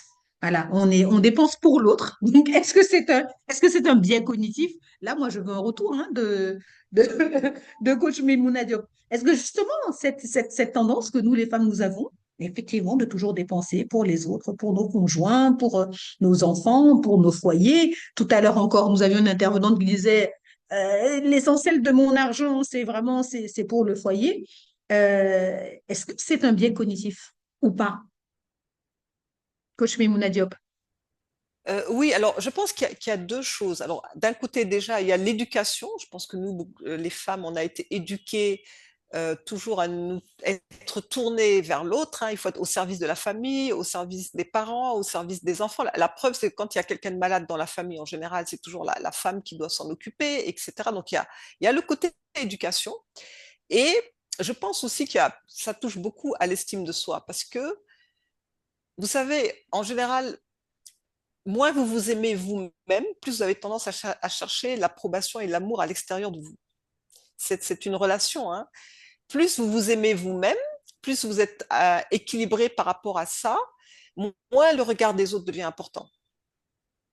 Donc là aussi, il y a toujours cette question à se poser, ce travail à faire à l'intérieur de soi-même, hein, de se demander est-ce qu'on est OK par rapport à nous-mêmes? Parce que normalement, une estime de soi saine, c'est moi je suis OK, l'autre aussi il est OK. Mais il y a beaucoup de personnes qui ont eu une estime, alors soit surdimensionnée, soit sous-dimensionnée, c'est-à-dire moi je ne suis pas OK, l'autre il est OK en fonction des circonstances, en fonction du statut de l'autre, etc. Mais tout cela tourne toujours autour de l'amour de soi. Merci, coach Memouna Diop. Alors, mesdames et messieurs, le coach vient de le dire, c'est une question à se poser. Vous avez rebondi justement sur les deux points, l'éducation et l'amour et l'estime de soi. Est-ce que vous considérez que vous vous aimez beaucoup? Ou est-ce que, une fois de plus, enfin, c'est une façon un peu taquine de voir les choses, mais comment est-ce que ce que vient de dire le coach Memouna Diop vous interpelle? Qu'est-ce qui vous guide au final, effectivement, dans les dépenses que vous faites, consciemment ou inconsciemment? Là encore, vraiment, nous vous invitons massivement à intervenir. Qu'est-ce qui vous guide? Est-ce que c'est le besoin de reconnaissance d'autrui? Est-ce que c'est l'amour de vous-même? Est-ce que c'est un mix de tout? Alors, Memouna, s'il te plaît, je ne sais pas pourquoi je ne vois pas les mains levées. Est-ce que tu veux bien me le signaler lorsque c'est le cas? Je ne sais pas comment j'ai paramétré mon ordi, mais là, je vois pas du tout de main levée.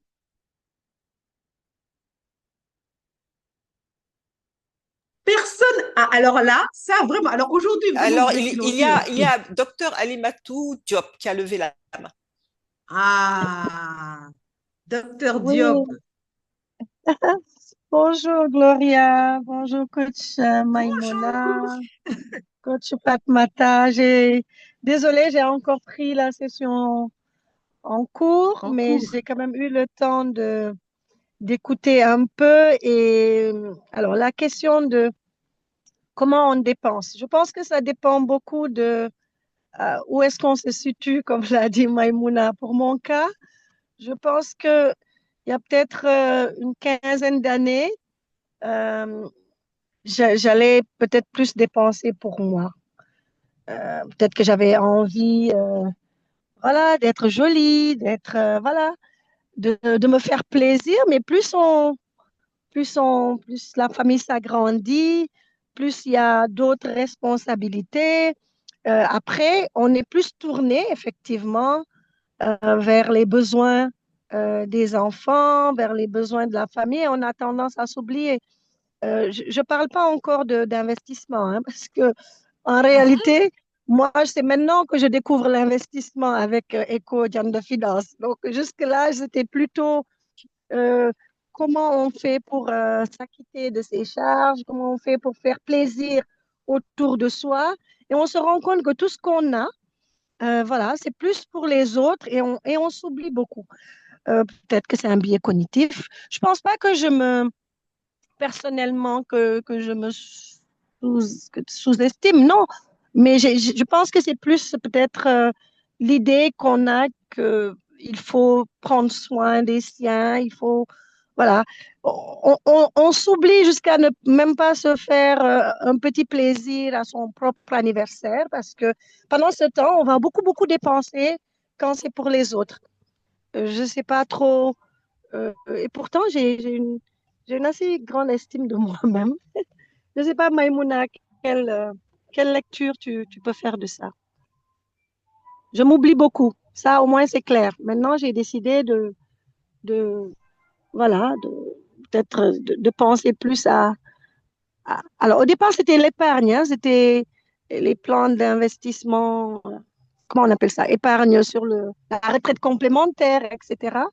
Et maintenant, on se dit peut-être qu'avec le peu d'argent qui nous passe entre les mains, on peut aussi, euh, voilà, investir quelque chose. Donc, je ne sais pas trop comment vous allez me catégoriser, mais voilà où j'en suis maintenant. Ouais, merci. Alors, Merci je vais beaucoup. repasser Oui, la parole à Céline. coach Meimouna Diop et qui va rebondir sur vos propos. Mais attention, elle disait, il faut penser à l'autre et il faut penser à nous-mêmes aussi. Et quand vous nous dites justement, ben, je viens jusqu'à oublier ou en tout cas négliger de me faire un cadeau pour mon anniversaire, coach Meimouna Diop, vous avez la parole. Oui, non, non, ce qu'elle a dit, c'est vraiment super intéressant. Alors, est-ce qu'on peut reprojeter la slide où il y a la pyramide de Maslow? Oui. Parce que je pense qu'il y a quelque chose de très important dans cette pyramide qu'il faut bien prendre en Ah, compte, c'est que tous ces besoins sont importants.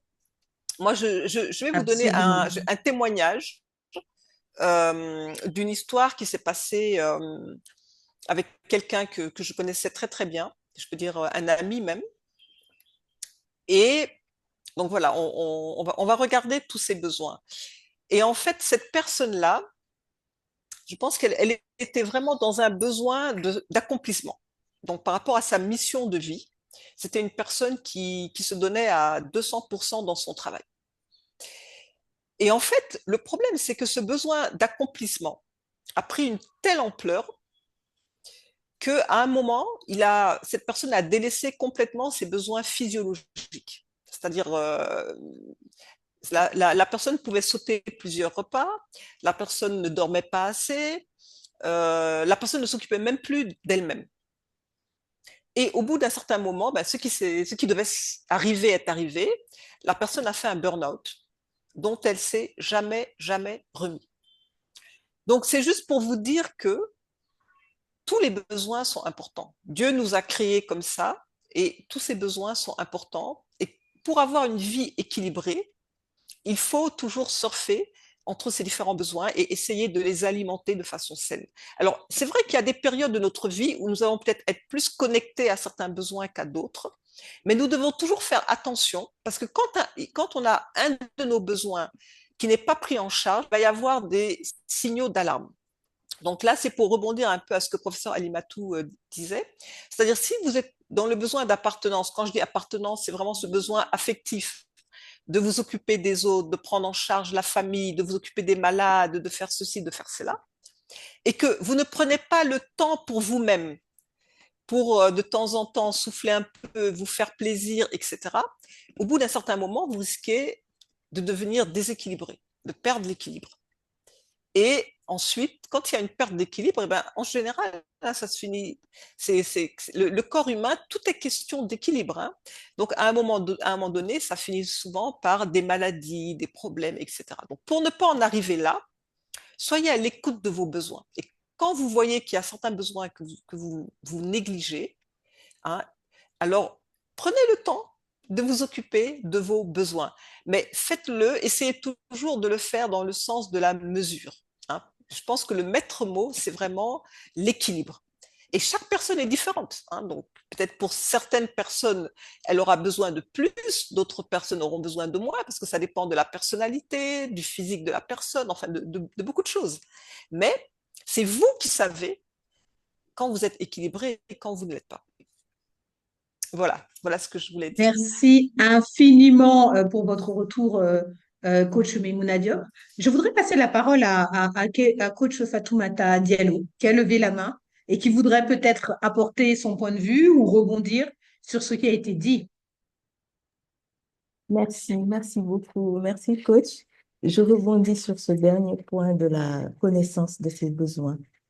Être à l'écoute de ses besoins et prendre conscience de soi. J'appelle ça le retour à soi.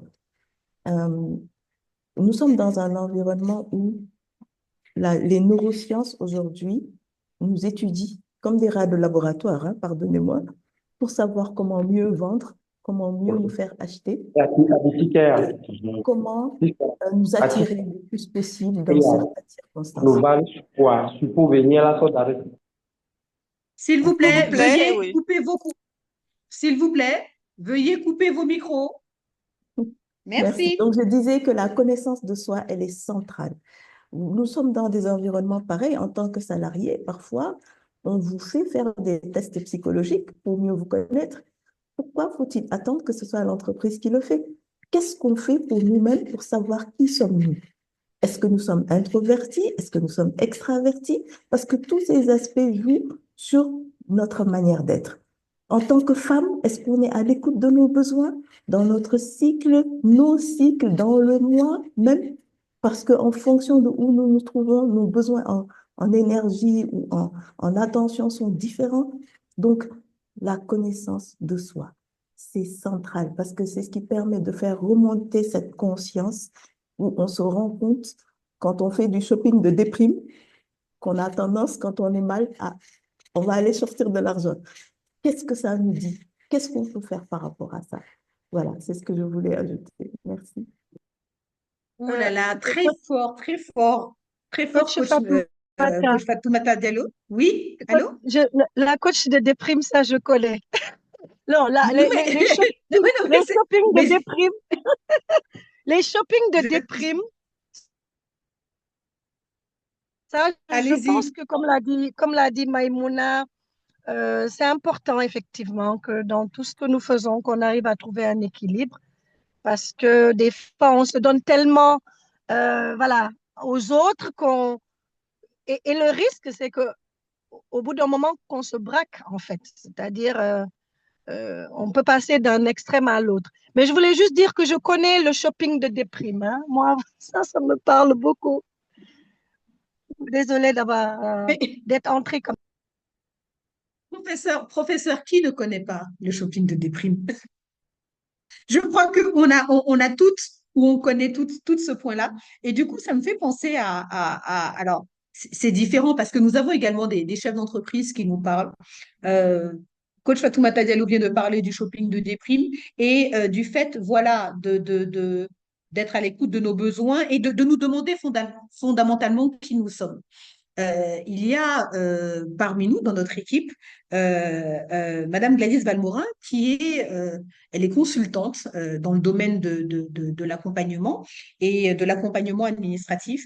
Et elle nous disait, et je vais lui laisser nous expliquer, hein, que souvent, malheureusement, les chefs d'entreprise, alors on ne sait pas si c'est en tant qu'individu ou en tant que chef d'entreprise, confondent l'argent de l'entreprise et l'argent qui devrait revenir dans leur poche. Donc, je voudrais proposer notamment à Madame Valmorin de nous expliquer ça un petit peu et de nous faire part de son expérience de consultante et d'accompagnatrice.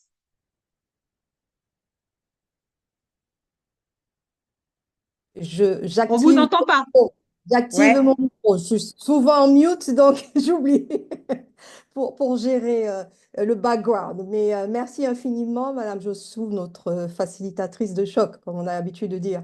Bonjour à la communauté. Effectivement, dans le cadre de mon activité, c'est une notion qui est extrêmement, comment on va dire, qui est très délicate et sensible dans l'entrepreneuriat et qui est peut-être, comme on pourrait le croire maintenant avec toutes ces informations qu'on vient d'avoir des différents coachs, peut-être très empreinte d'émotion.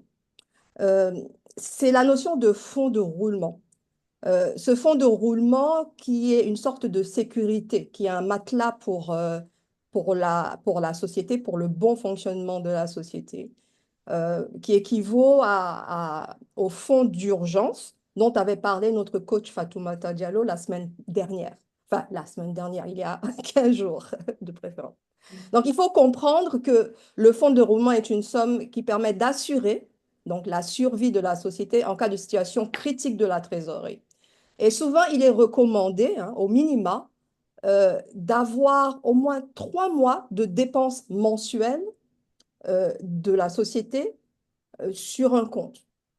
Alors, ce qui arrive souvent, c'est que soit ce n'est pas constitué, comme vous avez dit, Gloria, soit c'est confondu avec la poche de l'entrepreneur, ou si ça existe, c'est utilisé pour des dépenses non prévues, quelquefois peu essentielles et prioritaires.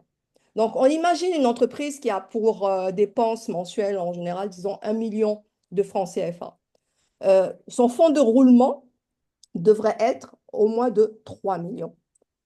Donc, en traduction pour un bon gestionnaire, on va dire, ou les bonnes pratiques de gestion, 3 millions sur un compte équivaut à 0. Mes chers entrepreneurs, 3 millions, ou en tout cas les 3 mois de dépenses pour vos sociétés, quand vous y arrivez, c'est 0. Ça veut dire quoi? Que vous ne pouvez plus y toucher, qu'aucune dépense ne peut plus être faite. Et c'est même une alerte rouge, demande de meeting d'urgence quasiment. Mais cependant, malheureusement, bon nombre de nos entrepreneurs, dès qu'il y a l'argent sur le compte, on ne comprend pas, on ne sait pas pourquoi, on se dit, OK, c'est pas grave, on peut y aller. Même si c'est pas budgétisé, c'est pas grave. Nous en avons besoin. Ah oui, mais il faudrait faire ça pour être plus effectif, plus efficient. Voilà. Donc, on peut imaginer un peu ce que ça peut donner. Et souvent, ce qui arrive, c'est qu'on compte sur un fameux client miracle. Ce fameux client miracle qui doit, à la fin, dans quelques jours, nous apporter une ressource qui va nous permettre de rebondir. Ah, mais malheureusement, ce client miracle, lui aussi, il a un petit souci. Il ne peut pas nous payer. Donc, du coup, qu'est-ce qui se passe? Eh bien, c'est un effet à la chaîne. Nous avons des soucis de trésorerie. On ne peut pas honorer nos propres factures et on a utilisé ou on n'a même pas pensé à faire un fonds de roulement. Alors, que se passe-t-il? Le retard de paiement met à mal la trésorerie de la société. La société qui se trouve éventuellement en fin de mois, qui doit payer ses propres factures, ne peut pas le faire. Donc, pourquoi? Donc, c'est une règle fondamentale de gestion qui découle des expériences passées et qui est une sorte de jurisprudence et qui soutient un principe comptable qui est le principe de prudence. Et bien souvent, malheureusement, on ne fait pas attention, on ne prend pas compte de cela. Donc peut-être nos coachs, nos Fatoumata Diallo et Meimouna Diop pourront nous expliquer pourquoi, dès qu'il y a de l'argent sur un compte, on ne peut pas résister, on ne peut pas résister à l'utiliser et à se dire non, on n'y touche pas. Je vous remercie infiniment pour votre attention. Merci, Madame Valmorin.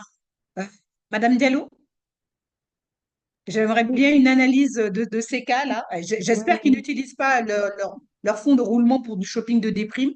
Quoi qu'il en soit, Madame Valmorin constate que malheureusement, ils ne conservent pas ce matelas de sécurité et j'aimerais que vous rebondissiez, que vous fassiez part de votre point de vue et de votre analyse. Merci. Merci beaucoup, Gladys. Donc, des points très importants qui ont été rappelés. Une entreprise, son énergie, son oxygène, c'est le cash. Et quand le cash vient à manquer, on met en péril l'entreprise carrément. On a parlé de nécessité de maintenir un coussin de sécurité. C'est l'équivalent de ce fonds d'urgence, effectivement. En réalité, chaque fois que l'entreprise encaisse quelque chose, elle doit garder à l'esprit, enfin, ses dirigeants doivent répartir ce qui rentre. Il y en a qui suggèrent même d'avoir des comptes de réserve, au moins 3. Quand vous avez des rentrées d'argent, que vous avez identifié votre marge, sur cette marge, vous devez prendre quelque chose pour la trésorerie. Une autre partie pour même faire face à vos charges courantes. Et une troisième partie pour constitue un patrimoine pour l'entreprise. Parce que autant en tant que personne physique, on constitue un patrimoine, autant on doit constituer un patrimoine pour son entreprise, que ce soit du foncier ou que ce soit des valeurs mobilières, c'est-à-dire des actions ou d'autres types d'investissements, réinvestir dans l'entité pour qu'elle puisse continuer à fonctionner. Donc, oui, c'est vital, c'est de l'oxygène. Le cash, ça a tué beaucoup d'entreprises, malheureusement, parce qu'il suffit que votre client vous dise, je vous paye 30 jours fin de mois, et qu'il ne vous paye pas. Tout est décalé et parfois on n'y survit pas. Donc, très important, effectivement, cette trésorerie. Ça mérite une session entière. Merci. Merci infiniment, coach Fatoumata Diallo. Donc, si on comprend bien ce que vous dites, les personnes physiques et les personnes morales, que sont les entreprises, devraient avoir les mêmes habitudes, les mêmes réflexes, à savoir épargner et avec une partie de l'épargne, investir. Et ne pas céder au shopping de déprime là dont nous sommes souvent victimes, que ce soit shopping pour nous, personnes individuelles, ou que ce soit, je ne sais pas, moi, une nouvelle voiture. Shopping des primes pour l'entreprise dirigée par un chef d'entreprise. Il est déjà 13h32. Le temps qui nous est imparti est écoulé, mais j'aimerais quand même donner, y a-t-il une dernière personne qui souhaite intervenir? Et ensuite, au-delà de cette dernière intervention, j'aimerais tout de même donner la parole à nos coachs pour les conclusions. Oui, alors je vois que plusieurs personnes ont demandé s'il y aurait un enregistrement. Bien sûr, ce sera disponible. Il n'y a pas d'autres interventions. Nous allons passer à la conclusion et je donne la parole à coach Fatoumata Diallo ou à Maimouna Diop. Qui veut intervenir? Alors, j'avais préparé une dernière diapo parce que justement, c'est pour aussi répondre un peu à la question de pourquoi est-ce qu'on a autant de mal même si on sait qu'il faut épargner, même si on sait qu'on doit garder des réserves, pourquoi dans la pratique, on a autant de mal à le faire? Alors, si on peut aller à la toute dernière diapo. C'est ça. Voilà, ça c'est la dernière diapo. En fait, et je pense que c'est lors de la session de lancement, le coach, le colonel Campbell Dian, avait parlé de vision. Et je pense que la vision, c'est le début de tout. C'est-à-dire que lorsque vous avez une vision, et il faut bien comprendre qu'une vision, il faut laisser jouer votre imagination. Parce que si vous avez une vision et que vous essayez d'avoir une vision à partir de là où vous êtes, vous n'allez pas pouvoir recevoir des choses nouvelles dans votre vie parce que vous êtes déjà à partir de votre existant. La vision, c'est cette capacité à aller se projeter dans un monde, dans une réalité que vous n'avez pas encore atteinte. Donc, ça fait vraiment appel à l'imagination. C'est comment vous voulez être dans 4-5 ans. Et si vous avez une vision, alors moi j'aime bien dire, il y a ce qu'on appelle la vision active et il y a la vision inerte. Une vision active, c'est une vision que vous allez mettre en mouvement pour qu'elle se matérialise petit à petit. Une vision inerte, c'est tout simplement être là, rêver. Bon, on peut rêver comme on veut, mais c'est pas en rêvant que les choses vont se matérialiser. À un moment donné, il faut passer à l'action. Donc, si vous avez une vision, vous allez définir après une stratégie. Comment pouvoir justement activer cette vision? À partir de là, vous allez définir des objectifs réalistes petit à petit à atteindre. Et ça va vous mettre en mouvement, parce que dès qu'on parle d'objectifs, ça veut dire qu'il y a de la motivation. La motivation vous met en mouvement et vous commencez à mettre des actions concrètes en place. Et grâce aux actions que vous allez mettre en place, vous allez vous autodiscipliner vous-même. Par contre, si vous n'avez pas de vision, alors c'est la porte ouverte à toutes les sollicitations. Chaque fois que vous allez avoir envie de vous faire plaisir, chaque fois que quelqu'un va venir taper à votre porte, vous allez dire pourquoi pas. Donc, tout commence par la vision. Les gens qui réussissent, les gens qui arrivent à aller très très loin, qui arrivent à faire de grandes choses, c'est des gens qui, à un moment donné, ont imaginé une chose et cette chose-là les a habités de façon tellement puissante que ça a forgé une discipline et que grâce à cette discipline, ils ont pu atteindre leurs objectifs. Donc voilà un peu ce que je voulais dire. Si vous êtes entrepreneur ou si vous êtes chef de famille, ayez une vision pour votre famille. Et à partir de là, vous allez voir que plus la vision va être puissante, plus vous allez pouvoir gérer les sollicitations. Voilà. Merci infiniment, coach Maïmouna Diop. Madame Diallo, des compléments d'information? Oui, merci beaucoup. Ce que je voudrais rajouter, c'est vraiment cet aspect de la connaissance de soi et de la conscience de soi. C'est ce qui vraiment permet de pouvoir faire face à vraiment ces biais cognitifs qui nous habitent et dont on n'a pas conscience. La deuxième chose, je rebondis sur ce que coach Maimouna vient de dire, la vision. J'appelle ça la vision de sa rich life. Ça dépend de chacun. C'est Manhattan ou c'est un écologe. C'est la mer ou c'est à l'intérieur des terres. C'est vous qui voyez. Mais qu'est-ce que vous voulez pour vous? Qu'est-ce que vous vous souhaitez? Comment vous vous voyez? Il y a une fameuse phrase qui dit feel it, smell it, taste it, touch it. D'accord? Ressentez-le. Quand vous vous projetez, c'est le bord de la mer, ressentez la mer carrément. C'est pour dire que ça doit être quelque chose qui vous porte et qui vous habite, comme l'a dit coach Maimouna. Et puis l'action, se mettre en route, effectivement, se mettre en route, avoir cette intention, être déterminé, constant, connaître ses limites, les poser pour pouvoir savoir dire non. Et puis se célébrer, on appelle ça celebrate the baby steps.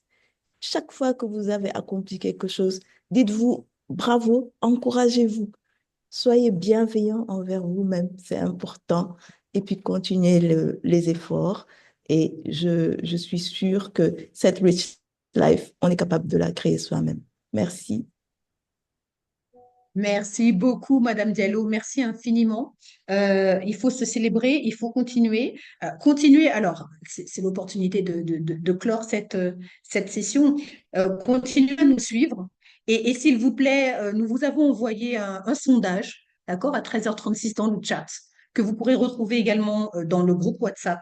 S'il vous plaît, prenez 5 minutes, même pas 5 minutes, 3 minutes, c'est 10 petites questions pour nous faire part de vos avis, de vos besoins, de ce que vous avez identifié, de ce qui pourrait vous être utile pour que nous puissions être encore et toujours plus pertinentes. Je remercie une fois de plus Madame Maïmouna Diop, Madame Fatoumata Diallo, Madame Sagal Diop Traoré qui a accepté vraiment quasiment au pied levé d'apporter son témoignage. Monsieur Alphonse Conan, bien entendu, Madame Valmourin Gladys qui a été témoin aussi, qui a apporté son témoignage et son expertise pour toute la disponibilité, la générosité en termes de temps et d'accompagnement qui sont les leurs. J'espère que vous avez apprécié cette session. La prochaine fois, nous nous revoyons pour un autre thème.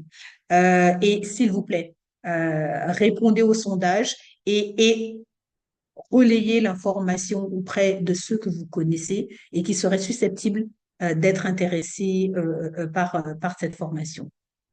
Merci encore. Alors, je sais pas, Woupaba, je ne sais pas si c'est un monsieur ou si c'est une dame. Merci à monsieur Setoglo. Merci au professeur Alimatou Diop, à madame Fatou Dione. Vraiment, merci infiniment. Et nous nous retrouvons par la grâce de Dieu dans 15 jours. Bon Ramadan à ceux qui ont commencé. Bon carême à ceux qui commencent. Nous sommes dans une période particulière, n'est-ce pas?